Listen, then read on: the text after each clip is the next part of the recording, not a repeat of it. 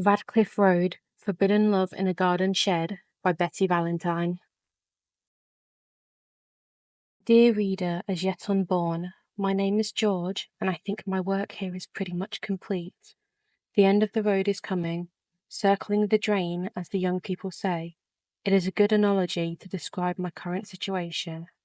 I have a dodgy ticker and a dodgy hip to accompany all the other things that a man in his 90s has to deal with.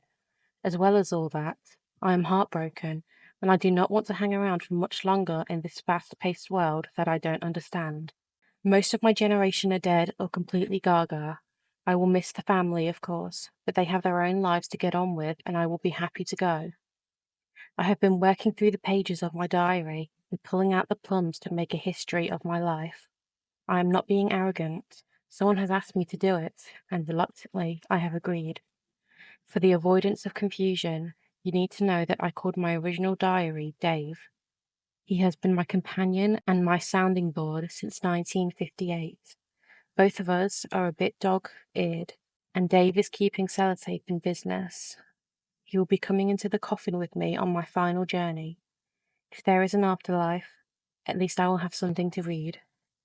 The first residents of the newly built and recently occupied Cedars Retirement Community, aka the home, or God's waiting room as we say around here, have been asked if they would like to write down their life stories for a time capsule, which will be placed under the sensory garden. It will be opened in 100 years when we oldies are nothing but dust.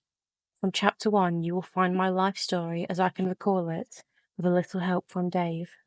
I am lucky because I have Dave to remind me of what I did, and thought, and felt.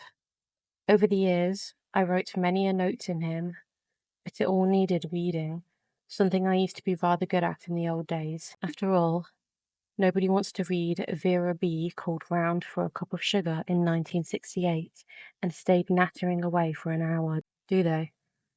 She was a bloody tiresome woman anyway.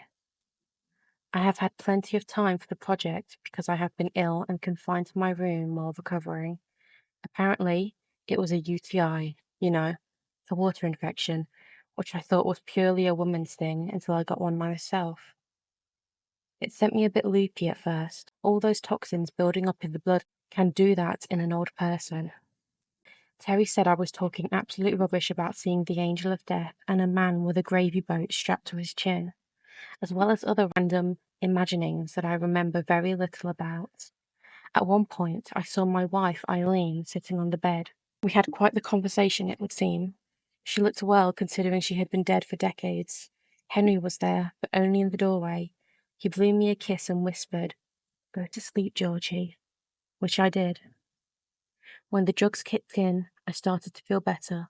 Everyone said it was a blessed relief because they had all been worried about me. They fail to realize that I do not feel at all blessed, because I want to go. Life is a heavy burden for me now. If I could have followed Eileen out of the door, I would gladly have gone with her and Henry to wherever they are waiting. I'm not bitter or crabby. I smile and eat up my greens like a good boy. Well, a few mouthfuls anyway. But it is an effort. I am a colouring pencil at the end of its life, small and hollow and not much use to anyone really. My recovery time has been purposeful. The family clubbed together and bought me a laptop computer for my birthday, and I have been transferring my written notes into the time capsule document that our Helena set up. These laptop things are absolutely marvellous. It saves everything automatically in case I press the wrong button or do some other stupid old man thing and wipe the lot. I am going to sleep now, but I will probably be awake again in a few hours, listening to the random gruntings and toothless snorings of my fellow inmates. There is an old girl up the corridor who could rival a snoozing brontosaurus in volume. No wonder they call this place Jurassic Park. Mind you, us oldies can shift when it's dinner time. You cannot hear yourself think for the sound of sticks and hurrying Zimmer frames when grub is up.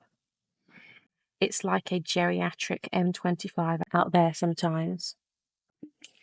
Tomorrow I will read through what I have pulled together. Then I can die in peace, knowing I have told our story.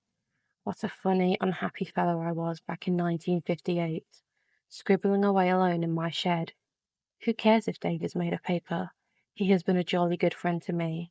Regards, George.